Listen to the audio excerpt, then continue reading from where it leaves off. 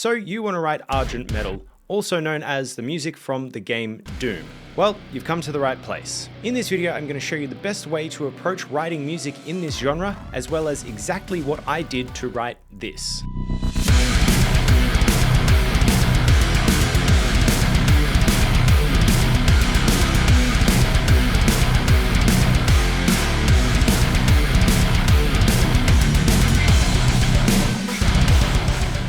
Argent Metal is a relatively new genre that is largely attributed to the work that Mick Gordon did on the game Doom. It's a conglomeration of a modern djenty style of metal with dubstep or other similar aggressive electronic genres. That doesn't mean it needs metal guitars or electronic elements, but if you're going to skip one of those parts, then you really need to make sure that you're making up for it in other ways. One of the most important parts of this genre is sound design. There are videos on YouTube of Mick Gordon talking about the process that he went through for sound design specifically for Doom. I recommend that you watch these because they're really educational, and there's no way that I can try and teach you what Mick Gordon learned better than he can teach you himself. But Mick Gordon had time, a budget, and came into this with a lot of experience. How can we get similar results without the same experience, time, or budget that he had? Realistically, all you need is a modern metal ensemble, which is going to be drums, bass, and detuned guitars, along with an aggressive synth and some hard-hitting electronic drum samples. With all these elements, you're going to get most of the way to the results that I've got. The rest is up to your skill as a sound designer and composer. On a side note here, some of the best advice I've ever heard to improve your synth building and sound design is to literally have practice sessions of synth building and sound design. If you think about sound design as a practicable skill,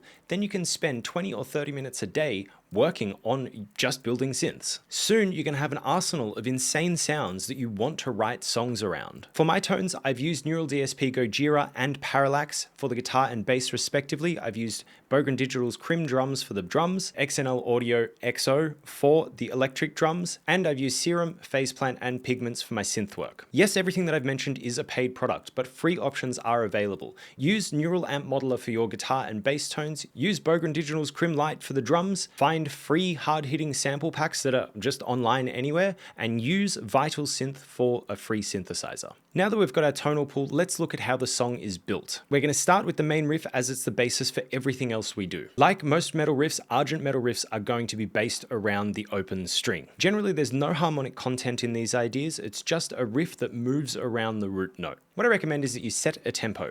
Once you've got that tempo, play around with different rhythms on an open string until you come up with something that you think sounds cool. The rhythm that I landed on for my main theme was this.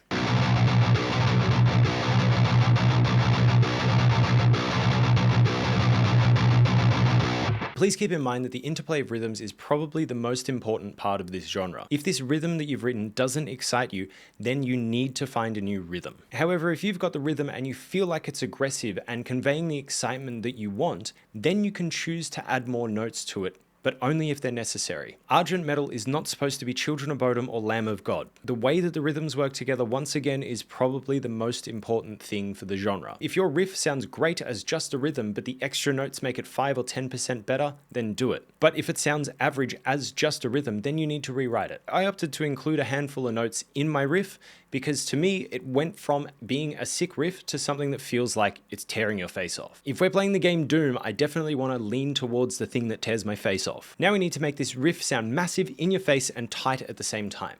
How do we do that?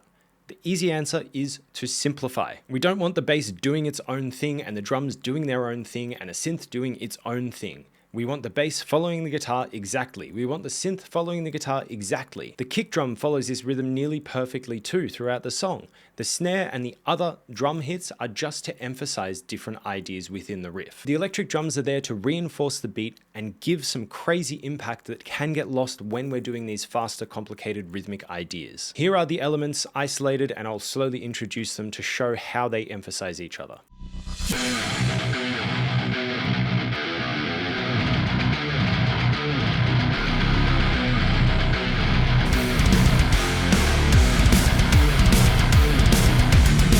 So with all those different elements together, you see how this just slams. Each layer is necessary on its own, but it also acts to complement another thing that's happening in the music. This way, it makes it easy for your brain to identify the most important parts of the composition, so you can more easily feel the emotion that I'm trying to convey. This is how to approach writing for this genre. To recap, get a whole bunch of aggressive instruments, write some exciting rhythmic ideas, and then enhance those core ideas with your note choices and tonal elements. As I said, the way I see it is this is the foundation for the genre. However, it doesn't mean that with this we can write a full song. Sure, we can write a section easily enough, but to make it a full song we need to change some things up. To help change things up, we fall back onto the typical songwriting ideas that are used in every other genre. Dynamics, theme and variation, tension and release, or any other idea that you can come up with that helps it feel like a song. But how do we approach this? We've got the main idea ready to go. And I feel that this is pretty intense. Realistically, we've got three options from here. We can increase energy, we can maintain energy, or we can decrease energy. Energetic movement is a really important part of songwriting. Lots of metal is designed to have you feel like you're on the border between control and chaos. If you, as the listener, don't match the energy, then the song's going to leave and you're going to be left behind. However, it's quite hard for our monkey brains to match this intensity for an extended period of time. So we need to bake in rest periods into our songs so that our listeners have a chance to actually relax and catch up to what we're trying to convey. Which means that from our three options, I've chosen to decrease energy. To do this, I simplified the rhythms, I simplified the note choice, and I brought in a halftime feel. I added a very simple synth arpeggio that just dances over the top of everything for a little ear candy. That's all I did. Let's give it a listen.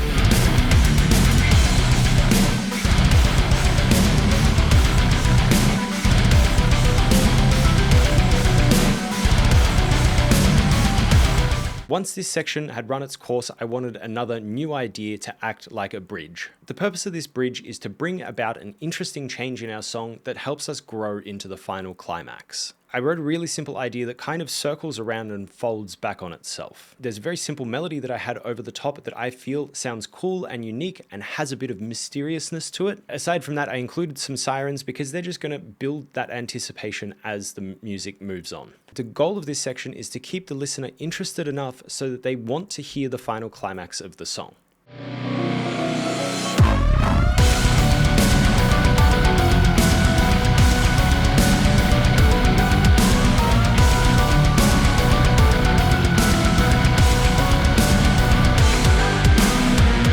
To summarize everything we've learned in this video, start with some rhythmic elements that you find exciting.